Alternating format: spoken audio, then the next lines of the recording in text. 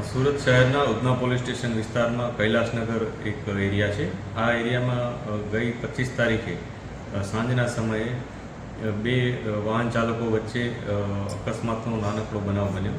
અકસ્માત એટલે એકબીજાને ખાલી ભટકાયા છે. એમાં બંને વચ્ચે ઉગ્ર બોલાચાલી થઈ અને ઝઘડો થયો અને મારામારી સુધી વાત પહોંચી.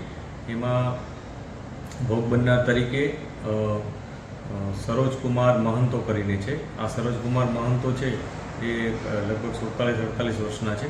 તેઓ પોતાના વ્હીકલમાં હતા ત્યારે એમનો ઝઘડો જે વ્યક્તિ સાથે થયો તેનું નામ સમીર ઉર્ફે છોટુ બહેરા છે. આ સમીર જે છે એણે આ ઝઘડાને કારણે બાજુમાં જઈ અને જે શાકભાજીની લારી હોય એ લારી ઉપરથી ચપ્પુ લઈ અને જે વિક્ટીમ છે એને હાથમાં બહુ 3 ઘા મારી દીધા ઊંડા, અને જેને કારણે જે ભોગ બનનાર છે એનું મૃત્યુ થયું હતું. આ બાબતને લઈ પોલીસે ગુનો નોંધ્યો છે. મર્ડરનો બનાવ છે.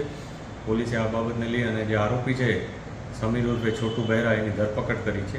આ બંને લોકો મૂળ ઓરિસ્સાવાસી છે અને બંને લોકો હરિનગર સોસાયટીમાં જ રહે છે, આસપાસ જ રહે છે. એકબીજાના પરિચિત નથી, પરંતુ એક જ એરિયામાં રહે છે. આ પ્રકારની માહિતી પોલીસને મળી છે. આ ઉપરાંત જે આરોપી છે, આરોપીનો કોઈ ગુના ઇતિહાસ હજી સુધી પોલીસની સામે આવ્યો નથી, પરંતુ અમે તપાસ કરી રહ્યા છીએ. કોઈ વિગત મળશે તો એને અમે ઇન્વેસ્ટિગેશનમાં આગળ સામેલ રાખીશું.